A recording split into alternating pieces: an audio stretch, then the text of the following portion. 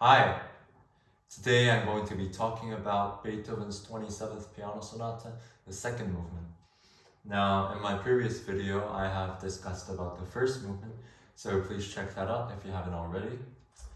Now, today we'll be discussing about the second movement, which is in 2/4 time.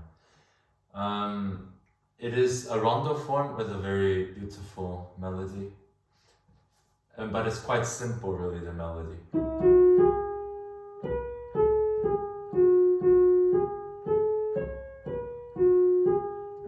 This constant rhythm, and then it's repeated one octave higher. So like the ending, up until this point, and then it goes up. Here it went here. So it has a more finality. And then the second part of the rondo theme.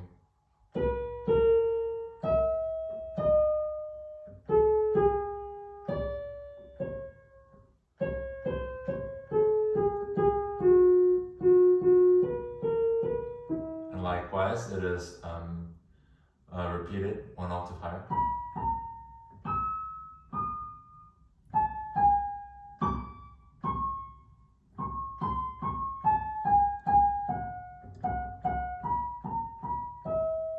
That is the end of the rondo theme. Now, in the midst of this, there's an accompaniment played by the right hand.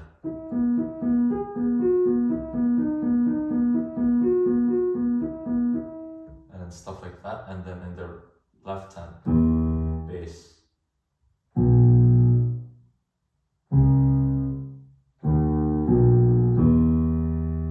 And then when the theme is when the first part of the theme is repeated and one octave higher, the left hand plays this. And it takes care of the accompaniment fully.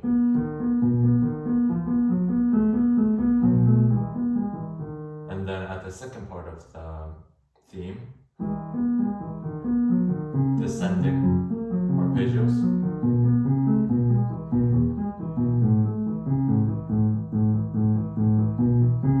Yes, and all of that put together.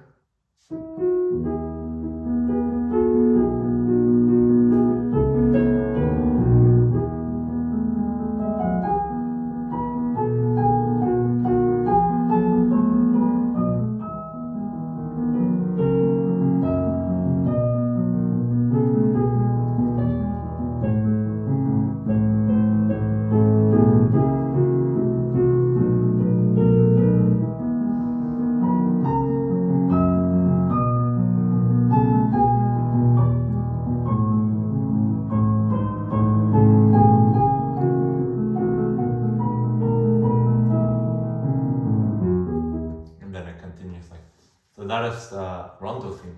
Now the tempo marking here, it's in German, nicht zu geschwind und sehr singbar vorgetragen, which means not too slow and very cantabile, like singing.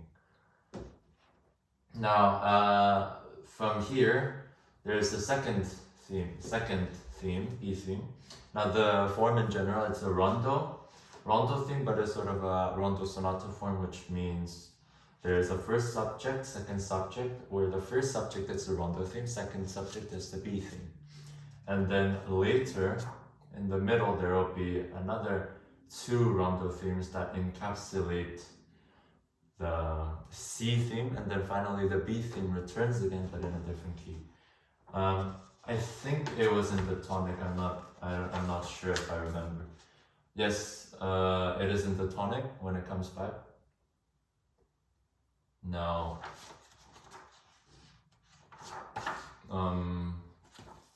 the B theme, it actually starts very similarly.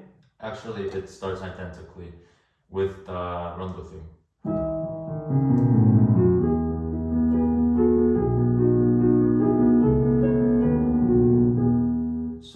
This is kind of like a melody because the bass isn't as hard this time, because the bass used to be this, but now it's,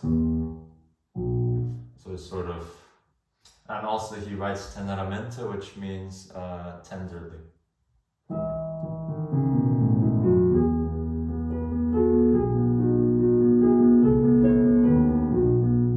And then variation.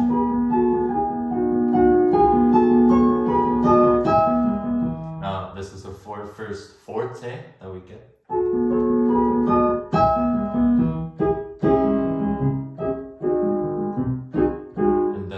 This kind of sequential part. So this consists of arpeggiated chord in the left hand, and then this rhythm, this rhythm on the right hand.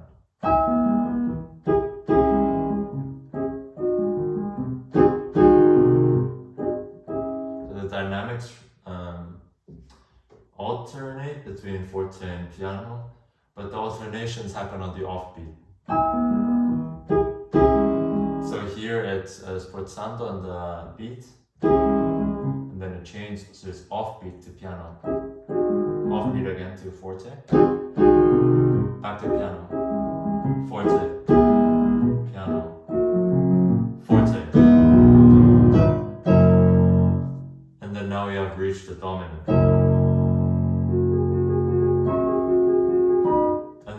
I would say so far it's actually a transition, and then this is the actual B theme now. Now the actual B theme,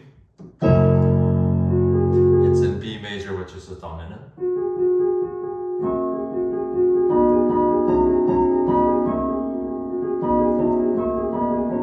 So this actually very closely resembles the rondo theme.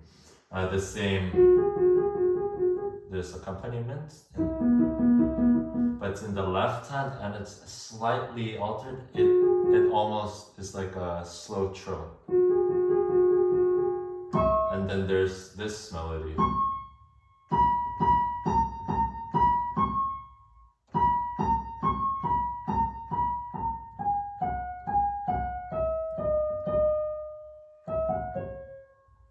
And it nearly always consists of one note steps. There's one part where it lives by two, but other than that is one note steps. And then meanwhile in the left hand,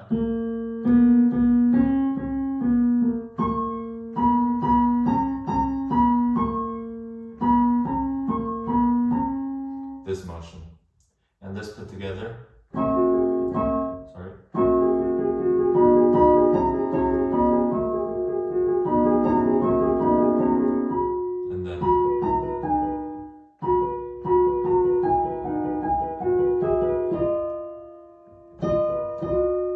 slight dissonance, and then this is repeated, but now more grand, because the trill is also on the right hand, but this creates an effect. The intervals are sevenths and ninths, so this is quite dissonant.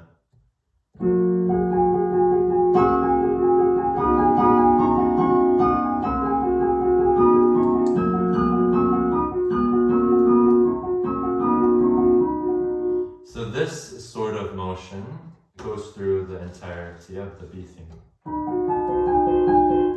And then we get sort of this upwards.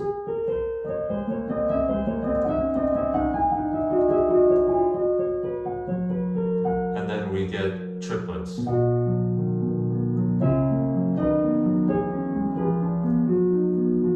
So this is kind of like the C theme.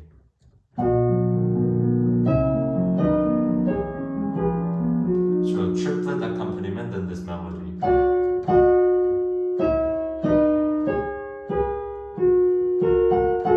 Yes.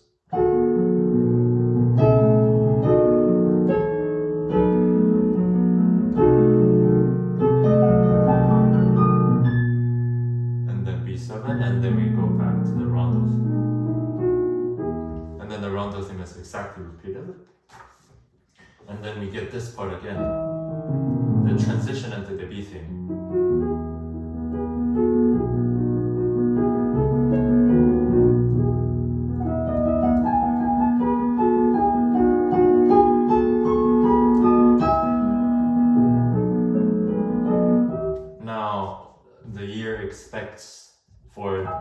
theme to come back again, but that would be a bit boring. So up until this point, because it's so similar, it almost creates the effect of a repeated exposition in a normal sonata form, but it's not really.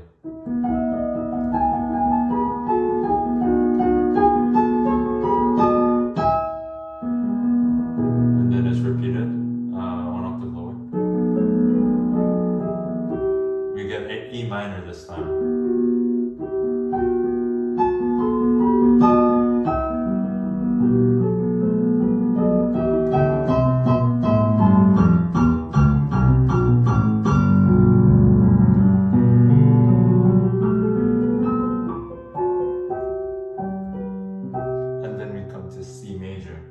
After this very quite dramatic.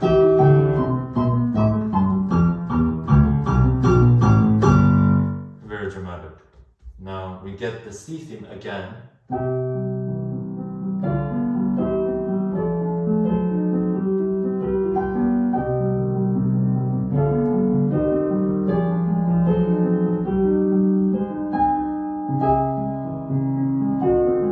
So this is a development of C theme. And now, honestly, come to think of it, this actually does seem like a normal or almost normal sonata form, because we don't get a D theme, we get the C theme straight after the B theme, and then the C theme is developed upon after the reinstatement of the rondo theme and the transition. So yes, there's some development going on, and well, maybe it's a crossover between sonata form and rondo form. Anyways, the triplet theme is variated. So firstly, it is stated in C major,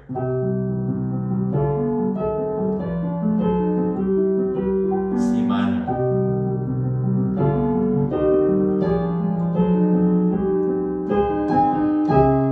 and then we get C sharp minor, which is quite a very drastic change.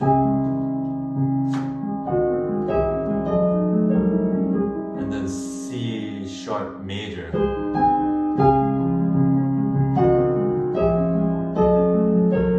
So we get a lot of changes. And then it reaches this.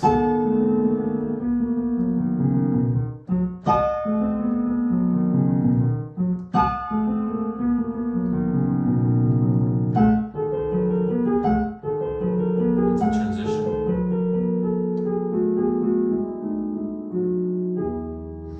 This also resembles the dominant pedal point you find in many classical sonata forms at the end of the development and to get ready for the recapitulation. One example from Beethoven, of course. Now before that, we get this dominant pedal note, which goes quite long actually. So it kind of resembles that. Because it stays in B major, B7. Anyways, we get the rondo theme again, and it's not changed. In fact, up until the transition, it isn't changed at all. The transition is slightly different. From this chord, it changes. Now we get A major, F sharp minor,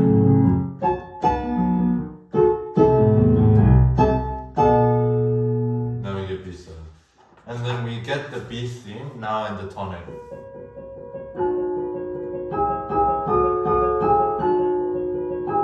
Now, other than it being transposed to E major, nothing's changed, really.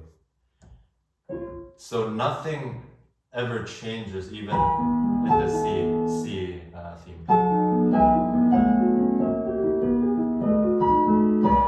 So this entire movement, Beethoven honestly does not alter the material that he begins with very much. So if played robotically, it sounds quite repetitive and basic. Of course, you shouldn't play it that way. Anyways, after the reinstatement of the C theme, diminished 7, and then from here I'd say it's the coda, and the coda is quite long. Yes, the coda is 2 pages long.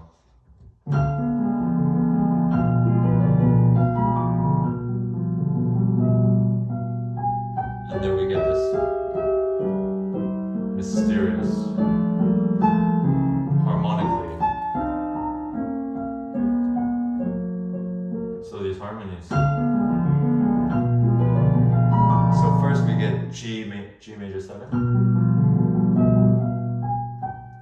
with an A flat, D minor, B flat.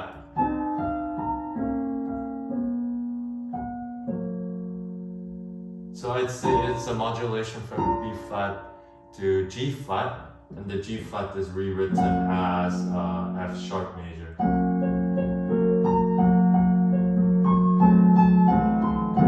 And it goes back to a B major 7.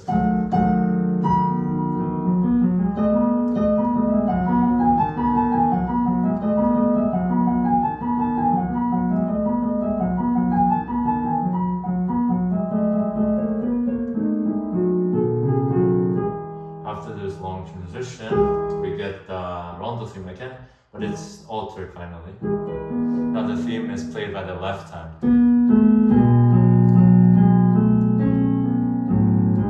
and the accompaniment is the right hand.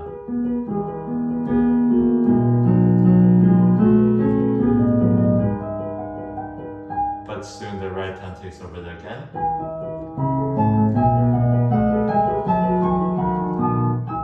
And then left hand.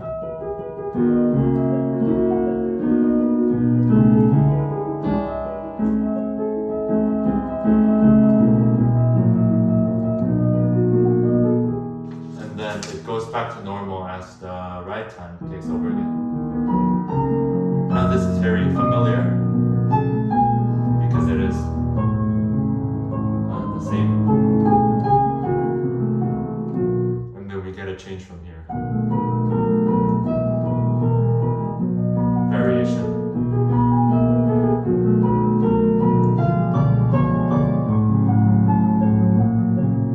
Development.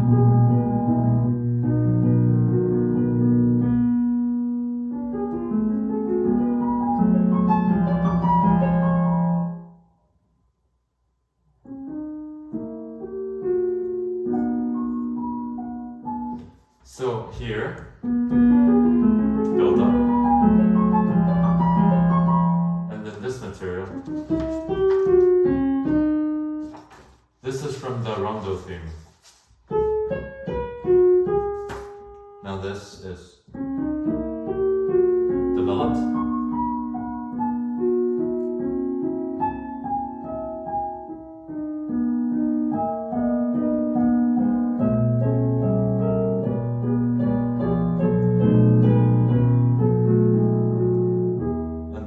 Short memory of the rondo theme.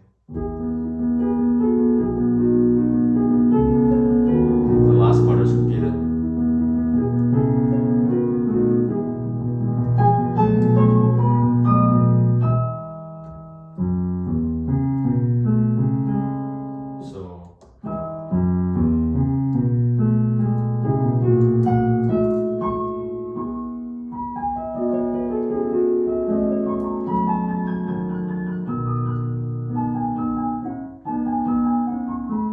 So I have to practice this, I'm sorry.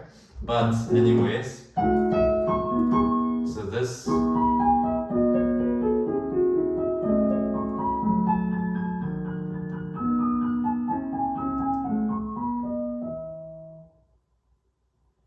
it just fades away just like that. And the last part isn't even complete because Beethoven only writes three eighth notes. at the end. So he doesn't even write the rest for the remaining beat that's empty. He just doesn't write it, he just finishes it. Just like that, it just fades away. So that's interesting, I believe.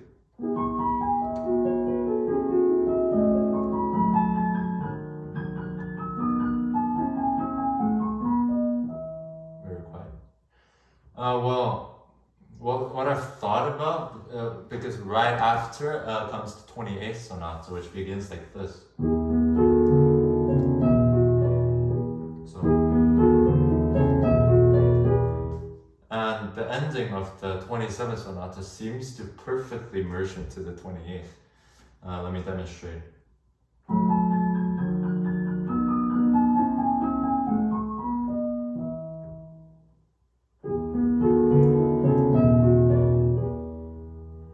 Because the 28th, although it's in A major, it starts on the dominant, and that's fascinating.